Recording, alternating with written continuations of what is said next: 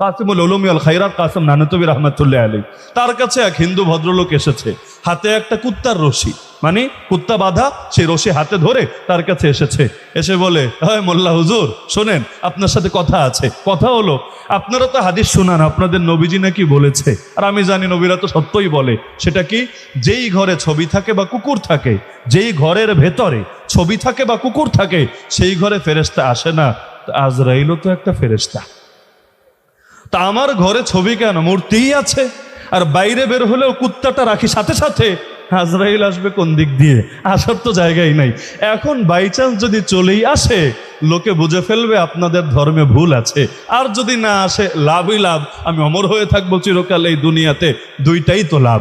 কাসিম নানতুবি রাহমাতুল্লাহ বুঝলেন, এই পাগল রে ওই অত দলিল আয়াত হাদিস শুনে লাভ নাই, ওরে যুক্তির জবাবে পাল্টা যুক্তি দিলেও ভালো বুঝবে। তিনি বললেন, তোমাদের এলাকায় কি কুত্তা টুত্তা মরে? বললো, হুজুর হ্যাঁ কুত্তা তো মরে। বললো, কুত্তা কিভাবে মরে?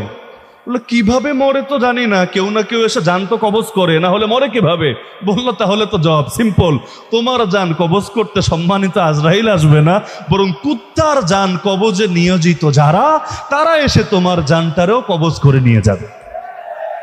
ব্যস্ত। এখন যেই ঘরে ছবি থাকে সেই ঘরেই যদি রহমতের ফেরেশতা না আসে, বিগত দিনে কেউ কেউ তো চেয়েছে পুরো দেশটাই ছবি দিয়ে, ভাস্কর্য দিয়ে, রাস্তাঘাটে মূর্তি দিয়ে ভরে ফেলবে, যাতে করে কোনো দিক দিয়েই রহমতের ফেরেশতা আসতে না পারে। আর ওরাও ভালো করে জানে, রহমতের ফেরেশতা আসার পথ যদি বন্ধ হয়, নরসিংদী দিয়েও ঢোকার সুযোগ নাই, ব্রাহ্মণবাড়িয়া দিয়েও ঢোকার সুযোগ নাই, সিলেট দিয়েও ঢোকার সুযোগ নাই, কারণ সব জায়গায় রাস্তায় রাস্তায় অমুকের আব্বা, তমুকের দুলাভাই, তমুকের শালা, এদেরকে টানিয়ে রেখেছে। এমন যদি হতে থাকে, তাহলে তারা জানে রহমতেরটা না আসলে গজবের ফেরেশতা তো ঠিকই আসবে, আর গজবের ফেরেশতা আসলে ওদের ধান্দাবাজিটা ভালো মতো পূরণ করার চেষ্টা করবে। কষ্ট পাচ্ছেন নাকি আবার কেউ কেউ? আমার কথা একটু তিতেই হবে, স্বাভাবিক, কারণ হক কথা মিঠা হয় না। যদি মিঠা হতো, আল্লাহর নবীর আপন চাচাও নবীর বিরুদ্ধে চলে যেত না। আবু লাহাব নবীর জন্মে খুশি হয়ে নিজের কোটি টাকার দাসীরে আজাদ করেছে। ওই দাসী এখন মার্কেটে থাকলে কোটি টাকার কম দাম হতো না। নবীর জন্ম, নবী তার কি পোলাও না ভাতিজা। আরে আপনার পোলার জন্মে কি দান করেছেন বলেন? কয় টাকা দান করেছেন? এখানে যারা আছেন, নিজের ছেলের জন্মে খুশি হয়ে কয় লাখ টাকা দান করেছেন বলেন? আর সে ভাতিজার জন্মে খুশি হয়ে কোটি টাকার দাসী দান করে দিয়েছে।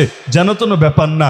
লেকিন মাত্র 40টা বছর, বেশি না, 40 বছর পর সেই ভাতিজা যখন দাওয়াত দিল লা ইলাহা ইল্লাল্লাহ মুহাম্মাদুর রাসূলুল্লাহ, সবার আগে বেয়াদবি করেছে কে জানেন?